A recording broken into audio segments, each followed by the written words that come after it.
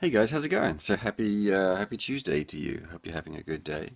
I have shaved today, just for you. Seriously, I did, just for you. Oh my gosh, we're getting so close to finishing up Mutant Mudds Super Challenge. It feels good. It feels really good. Um, yeah, I mean, I have one more secret character to finish doing, which hopefully I'll be able to do today with any luck. And then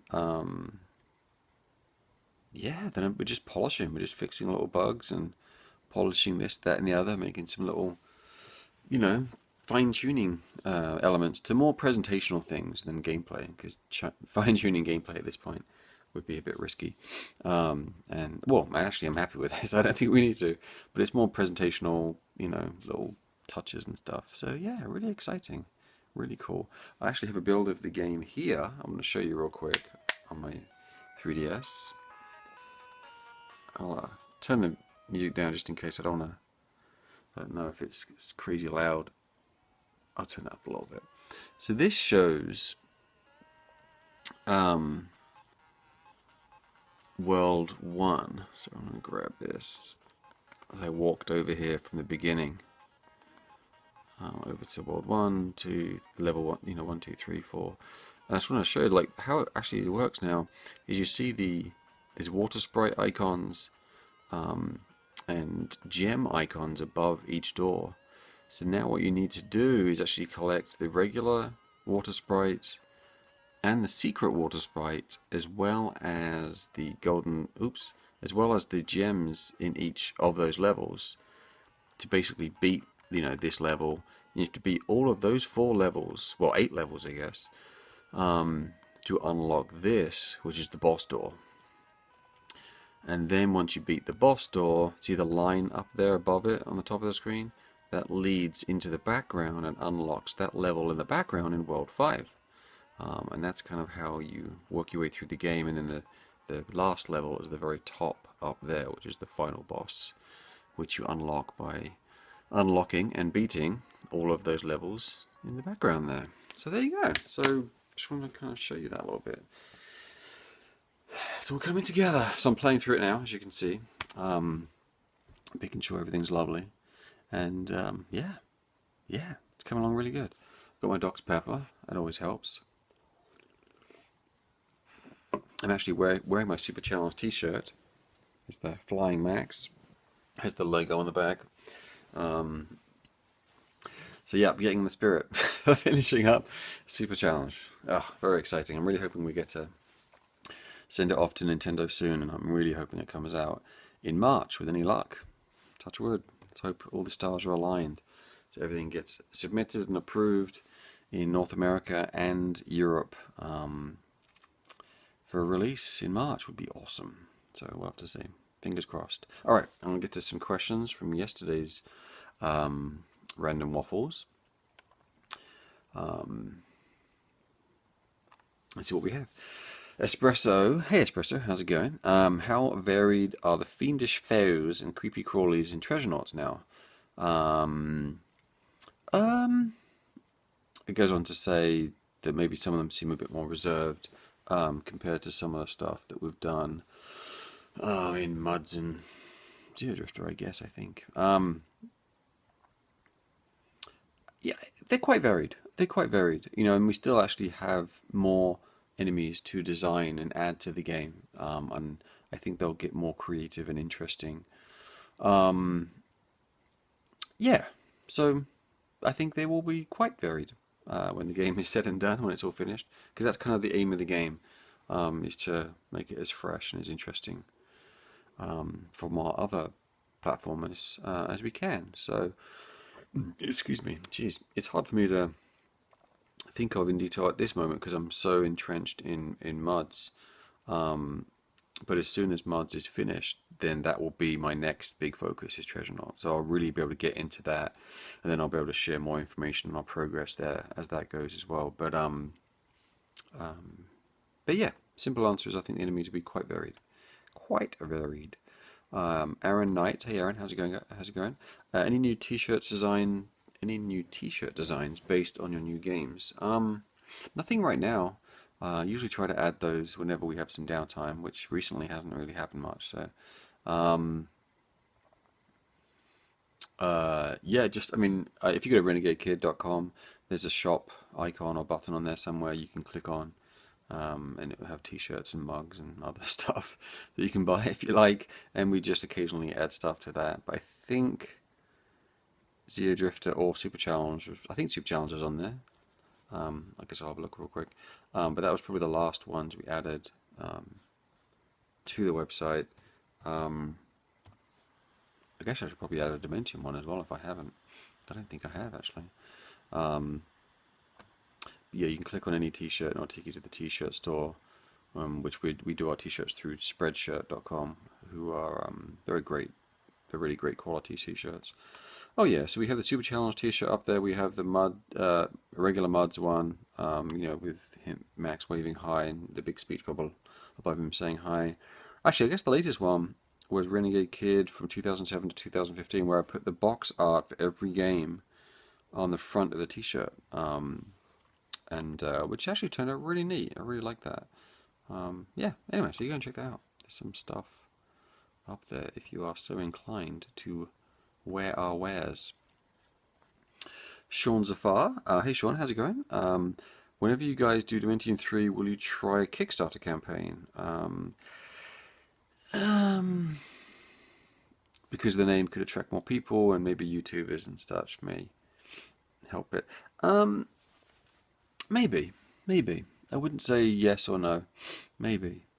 We did Colt County with Kickstarter, and it's just a lot of work. It's pretty difficult. I mean, there's a lot of work that goes into it, setting it up before you launch, and then there's that month or however long you set it for of maintaining the campaign and updating it and trying to keep it interesting, and especially if it hasn't hit its goal by I guess the first week, then then you're working the whole period to try and get to keep it relevant and keep it out there. I think most if it's going to do really well, it will kind of meet it in the first week, meet its goal, and from there on out you're more just either just coasting, or you're adding even more reward tiers and all the rest of it, or milestones, or you can just have fun with it, rest on your laurels and have fun with it, depending on what the game is and what it needs, because not every game needs to necessarily have more content or more rewards or whatever. It maybe just needs to be, just better, whatever. So anyway, I guess to answer your question, I don't know. Dementium 3 Kickstarter, I don't know. I'd like to say yes, but honestly, that experience was pretty rough. Not just because we didn't meet the goal. It's just it was so stressful. Oh my gosh. I remember the day. Oh my gosh. So we were launching the Kickstarter, the Colt County thing, whatever day it was. And I remember there's a certain time of that day that and when you literally click the live button and then it goes. I don't know if you can schedule it to go, or you actually physically click it. I know you have to physically click it, but I don't know if you can also just schedule it to also go at a certain time. I can't remember. But I know at the time I had to just click it to make it go live, and it was really stressful. I mean, I was so antsy. I had to go for a walk around the block and then come back, because just the time building up to doing it. Because, I don't know, you really are putting yourself out there. And it can be embarrassing, putting yourself out there and failing in a Kickstarter is awkward. You want it to be a success, and of course you wouldn't even be doing it unless you thought there was a shred of a chance that you could actually meet the goal. It's stressful, man. So I don't know if I'd want to do that again. I appreciate that you think Dementium has more oomph than Colt County, and obviously it does because Colt County was a brand new thing, so Dementium has some oomph, but I don't know how much pulling power Dementium really has if it was put out there as Dementium 3. I like to think it would, but I don't know. A part of me thinks that it is a lot smaller than many people think it is as far as its brand ability. I don't know. So we'll see. We'll see how well Dementium 2 does on the 3DS. Which I hope I'll have more news on that soon. Greg and Bob are working hard on that right now. And I haven't bothered them about it recently, so I'm gonna maybe next week I'll start bugging them about that again. See how it's going. Hopefully it's getting close, but that'll be a big indicator for me. Dementium 1 has not done very well in sales in North America on the 3DS. It's gonna be coming out in Europe on the 11th, I think.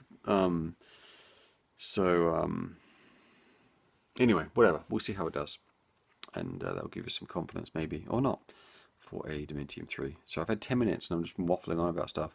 All right, let's get back on to a next question. Inception. Hey Inception, how's it going? No, Inceptional, sorry. Yes, Inceptional. Any questions? I don't think if you actually have a question. You're just talking about the NX. Yeah, all right, no actual question there. But I appreciate your comments, and I will read that in detail. But it doesn't look like he's got some tips on there. His own personal tips on making a platformer, so you can check that out. John's asked about updating the merch store. I guess I could already cover that. Maybe soon when we have time, we'll do that. Philip Elder, hey Philip, how's it going? Asks, when I play RPGs, do I prefer the setting to be realistic, like Earthbound, or fantasy, or something else entirely?